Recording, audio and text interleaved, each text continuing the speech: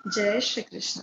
सोहम गुरुकुल द्वारा प्रस्तुत 5M club में मैं तन्वी वोकिल आप सभी का तहे दिल से स्वागत करती हूँ।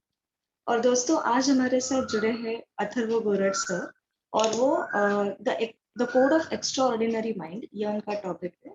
सो चलिए उन्हीं से ही सुनते हैं कि वो क्या कहना चाहते हैं। So yes sir, over to you. Thank you. जय श्री कृष्ण। नमस्कार दिव्य सज्जनों, आप सभी का स्वागत है हमारे ट्रांसफॉर्मेशनल थर्सडेज के सेशन में। और कितने सारे लोग एक्साइटेड है कुछ नई लर्निंग्स लेके, कुछ ट्रांसफॉर्मेशनल लर्निंग्स लेके अपनी लाइफ ट्रांसफॉर्म करने के लिए। कृपया चैट बॉक्स में टाइप कीजिए RTT, ready to transform. Come on come on type कीजिए, कितने सारे लोग एक्साइटेड है। ओके, बढ़िया बढ़िया बढ़िया, क्या बात है, अमेजिंग रिस्पॉन्स फ्रेंड्स। तो दोस्तों, जैसे तन्वी दीदी ने कहा, एक एक्स्ट्रा ऑर्डिनरी माइंड क्या होता है। हमने भगवत गीता के श्लोक में देखा है, या तो हमारा माइंड हमारा सबसे अच्छा मित्र हो सकता है, सबसे अच्छा सपोर्टर हो सकता है, और अगर ये बात सच नहीं है तो फिर हमारा माइंड हमारा सबसे बड़ा दुश्मन बना रहेगा। कुछ लोगों को अपना माइंड कहता है, yes come on you can do it. अरे ट्राई करने में क्या एतराज है, हम ट्राई तो कर सकते हैं, एक बार करके देख लेते हैं। अरे कम ऑन, एक बार ट्राई कर लो, आप कर सकते हो ये। कुछ लोगों का माइंड करता है, अरे आंसर दूं क्या, गलत निकला तो क्या होगा, सब हंसेंगे मुझ पे। दोनों तरीके के माइंड रहते हैं। एंड एक माइंड सपोर्टिव होता है, एक माइंड हमें थोड़ा सा पीछे खींचता है। तो एक एक्स्ट्रा ऑर्डिनरी माइंड हमेशा हमें सपोर्ट करते रहता है।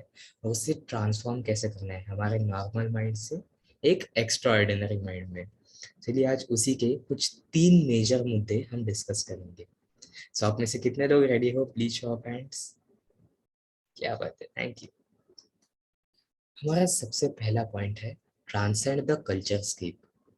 अब ये कल्चर स्केप या ट्रांसेंड, ये क्या होता है एक्चुअली। मैं उससे पहले मैं एक कहानी शेयर करना चाहूंगा।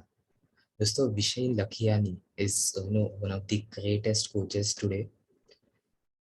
उनके बचपन में उनकी जो पढ़ाई थी वो मलेशिया में शुरू हो गई थी। He started studying there. और जैसे हमेशा हर पेरेंट की इच्छा होती है कि अपना बच्चा या तो डॉक्टर बने या फिर इंजीनियर बने। मोस्ट ऑफ दी ड्रीम्स वैसे रहते हैं। सो उनके भी जो माता पिता थे, विशेन लखियानी जी के माता पिता, उनकी भी इच्छा थी कि हमारा बेटा एक डॉक्टर बने या फिर एक इंजीनियर बने। बट विशेन जी की उतनी इच्छा ये दोनों चीजें में नहीं थी। उनका इंटरेस्ट था फोटोग्राफी में और परफॉर्मिंग आर्ट्स में।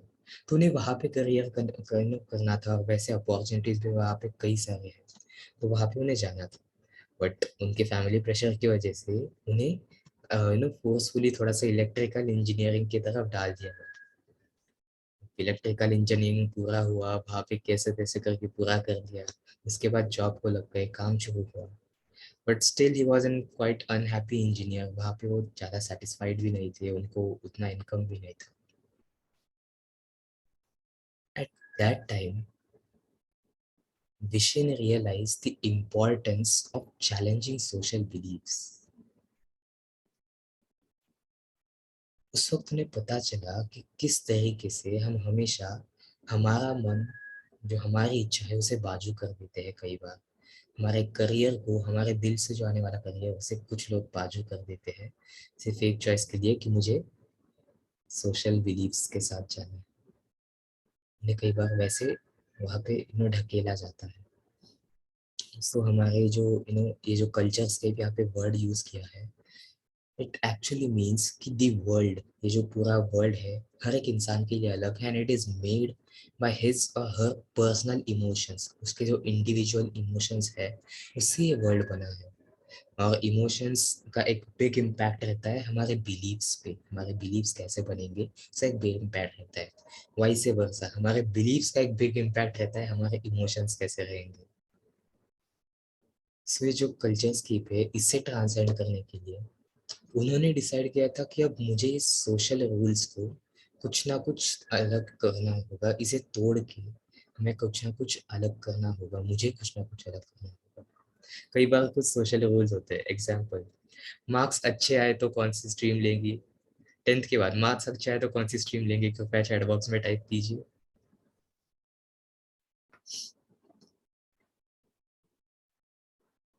यस, अगर मान लो एक 10th के बच्चे को बहुत अच्छे मार्क्स है तो लेट अस सी कौन से मिलेंगे। हाँ, science, yes you are absolutely right, absolutely right. Science stream लेंगे। अच्छा, मार्क्स बुरे नहीं है, बट हाँ मीडियम है, मीडियम लेवल पे है, बुरे नहीं पर मीडियम लेवल। तब कौन सा लेंगे? कृपया चैट बॉक्स में टाइप कीजिए। कॉमर्स लेंगे। हाँ, क्या बात है, आप सभी तो ज्ञानी हो। अब मान लो मार्क्स बहुत ही गलत है, बहुत ही गंदे है, तो कौन सी स्ट्रीम लेंगे 10वीं के बाद? आर्ट्स। क्या बात है, सभी लोग जानते हैं। तालियां तालियां आप सभी के लिए, तालियां, क्या बात है। हम सभी को ये सोशल रूल्स पता है और ये ऐसे ही होता है, ऐसे हमें बार बार बार बार बताया गया है। But is it the truth? Is it always कि ये ऐसे ही होना चाहिए? फ्रेंड्स, मिशन लकियानी जी यहाँ पे कहते हैं कि now it is the time कि हम ये जो सारे बिलीव्स है इसे चैलेंज करें, इन सभी बिलीव्स को चेंज करने का एक प्रयास करें, क्योंकि इसका हमें अगर लाइफ पे एक नेगेटिव इम्पैक्ट आ रहा है तो ऐसे बिलीव्स हमारे लिए हार्मफुल रह रहे हैं। यहाँ पे वो कहते हैं कि ये जो प्लास्टिसिटी ऑफ ब्रेन है, इस कॉन्सेप्ट है plasticity of brain, it says कि हमारा जो ब्रेन का स्ट्रक्चर है इट कैन बी चेंज्ड। यानी एक इंसान के जो बिलीव्स है उसका जो ब्रेन का स्ट्रक्चर है वो विद इन हमारे जैसे जैसे वक्त आगे जाता है उसे चेंज किया जा सकता है, लेकिन उस पर वर्क करना चाहिए। वो हमेशा कहता है क्वेश्चन दी रूल्स, क्वेश्चन दी रूल्स। ये जो सोशल रूल्स होते हैं उन्हें कई बार एक एक्सपायरी डेट होती है।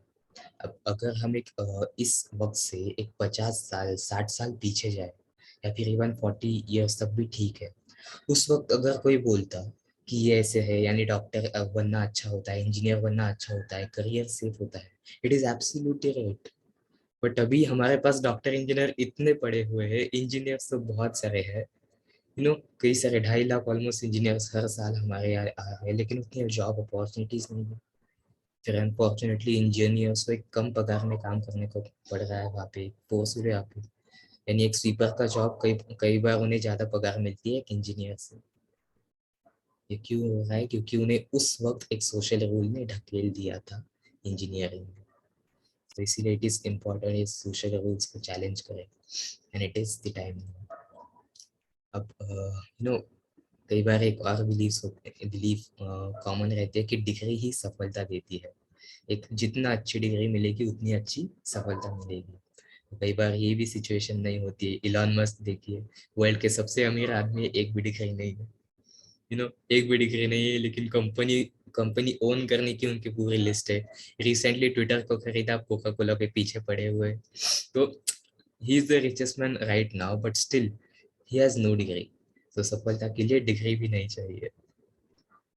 अब जिसे इन्होंने एक सेंटेंस वहाँ पे बहुत हाईलाइट करके कहा था, let us set ourselves free from these. ये सभी बिलीफ से अपने आप को इससे फ्री करते हैं। एंड यहाँ पे हमें समझना होगा, it's an very important thing, and मेरी आप सभी से विनती है, प्लीज इसे थोड़ा सा ध्यान से सुनो। Right now I want your full attention. Your happiness, आपका जो हैप्पीनेस है, it is totally your responsibility. यानी अगर आपको कभी कभी लगता है कि मुझे खुश होना है या फिर मेरी जो खुशी है वो किसी और पे dependent, is not like that. Your happiness is totally your responsibility. when you're feeling down, when you're feeling low, when you're feeling sad, जो भी है, it is your responsibility to lift yourself up. You have to be your best cheerleader. Your emotions are your responsibility. आपके emotions आप ही की responsibility होती है। No one else in this world can do it for you. कोई आपके लिए ये नहीं करेगा कि आपको हर बार आके चीयर अप कर रहा है, हर बार आके ये कर रहा है। ऑफ कोर्स कुछ कभी कभी हम ब्लेस्ड रहते हैं कुछ अच्छे लोगों के साथ जो हमारे आजू बाजू में रहते हैं, जो हमेशा सपोर्ट करते रहते हैं, ये सब यस, वो हम हमारे साथ रहते हैं, हर एक मुकाम पे रहते हैं। But there are sometimes when we have to take a responsibility. We can not always depend कि यार ये आने के बाद फिर मुझे अच्छा लगने लगेगा, तब तक क्या, ऐसे ही अपने आप को तकलीफ देते रहेंगे। That's why we have to be our best cheerleader. अब आगे बढ़ते हैं हमारे सेकंड पॉइंट की तरफ, और वो सेकंड पॉइंट है प्रैक्टिस कॉन्शियस इंजीनियरिंग।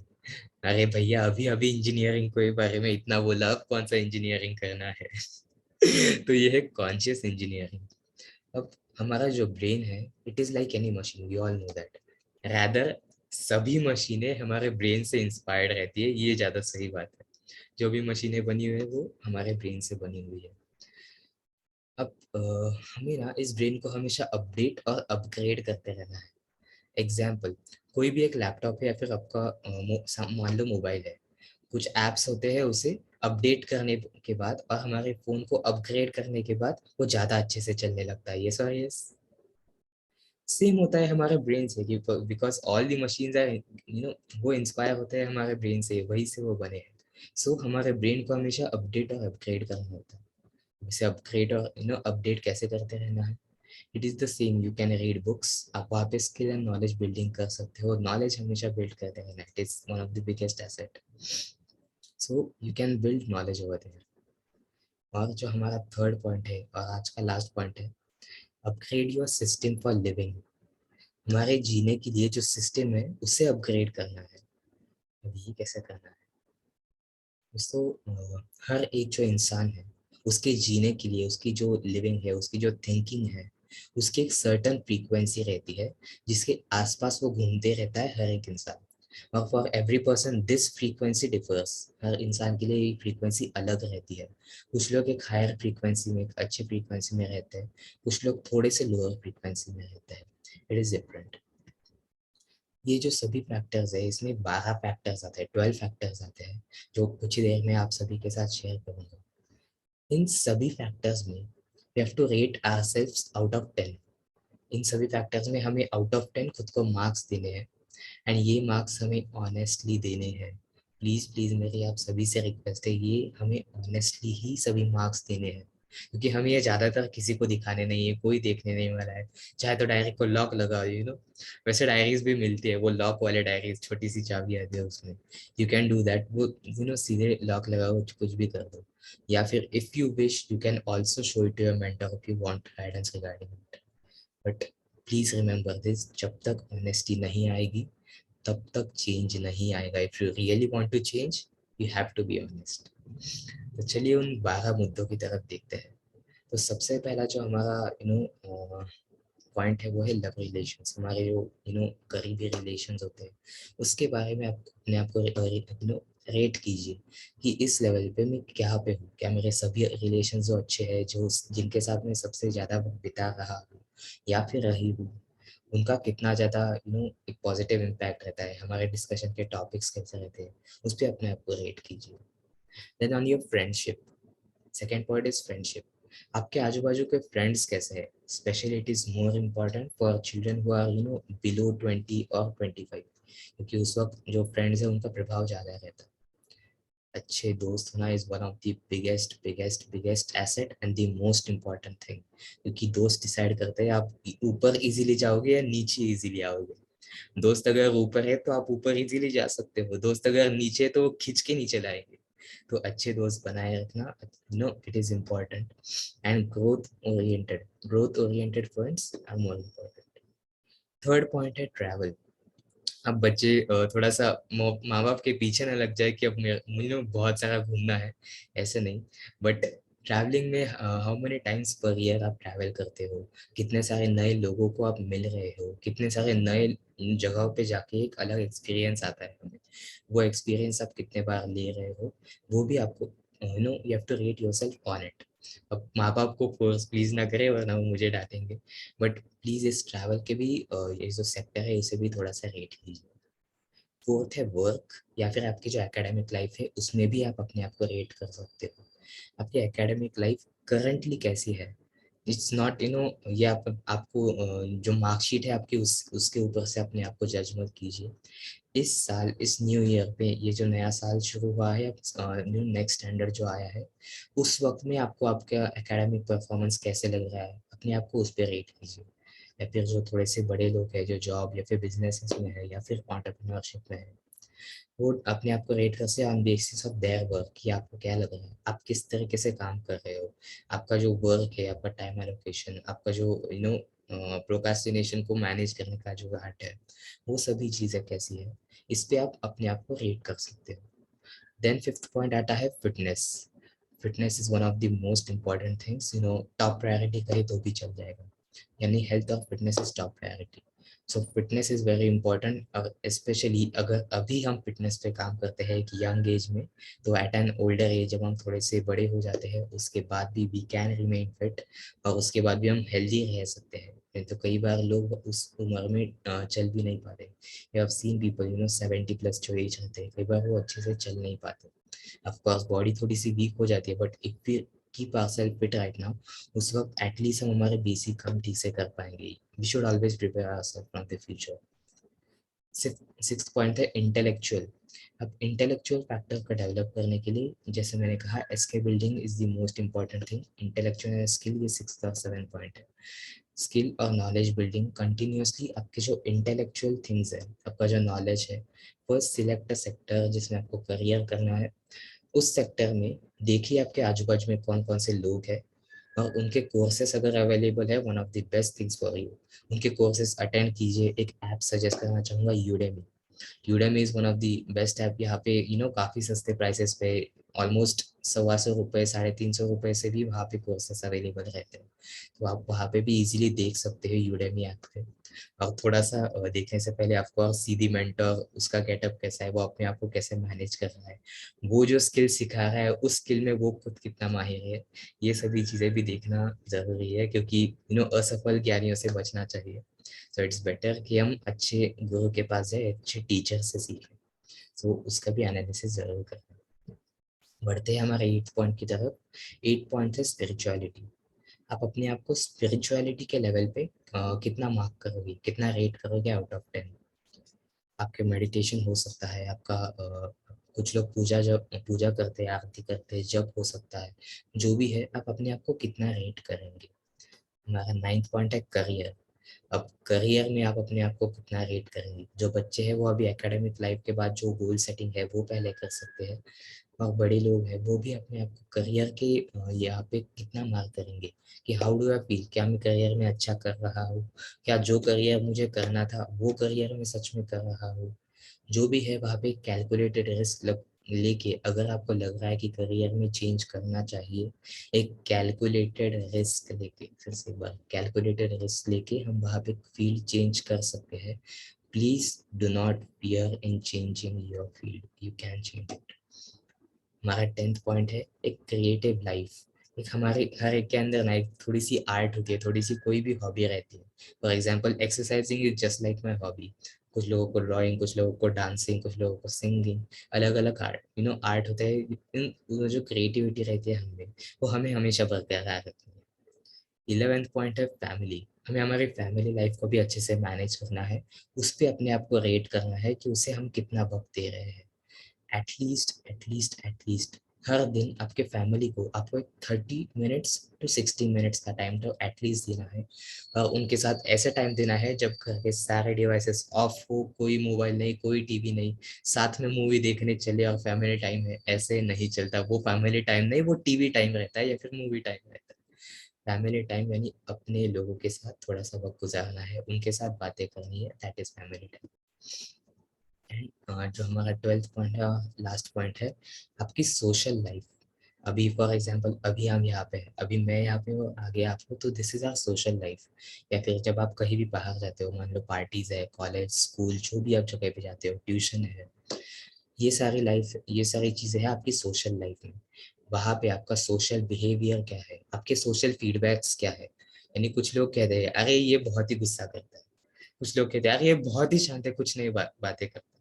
जो भी है, आपका सोशल फीडबैक्स कैसे है, आपकी सोशल लाइफ कैसी है, लोगों से थोड़ा बहुत फीडबैक लीजिए, उनको क्या लगता है वगैरह देखिए, and according to your personality, because कुछ लोग इंट्रोवर्ट रहते हैं, कुछ लोग एक्सट्रोवर्ट रहते हैं।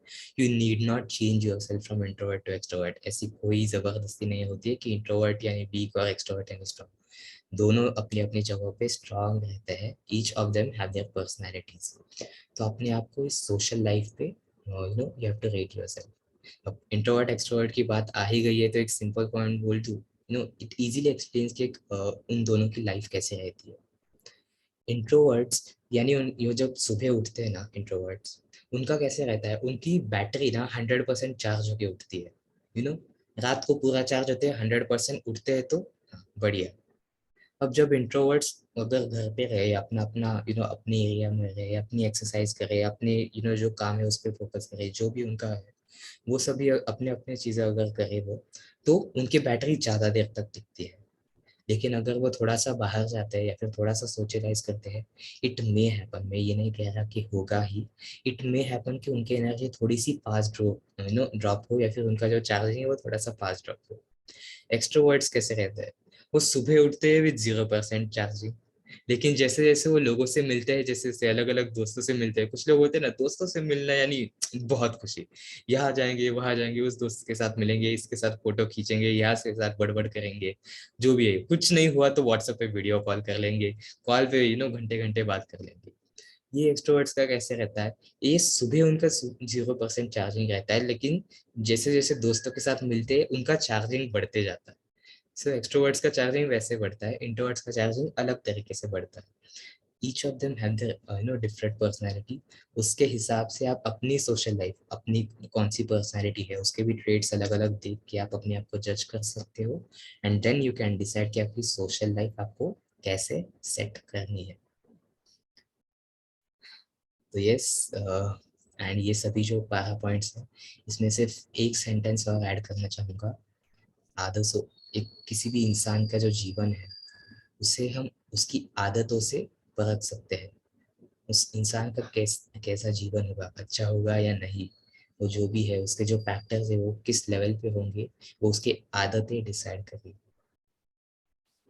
चलिए दोस्तों, इसी के साथ बड़ी नम्रता पूर्वक मैं मेरी माता, गुरु और आपको प्रणाम करते हुए, मैं Atharva Gogad signing off for today with the promise कि जल्द ही मिलेंगे, खिलेंगे और सीखेंगे अगले Thursday with a new and interesting topic सुबह 5 बजे YM क्लब और TTM यानी ट्रांसफॉर्मेशनल थर्सडे मॉर्निंग्स में। Thank you very much. जय श्री कृष्ण।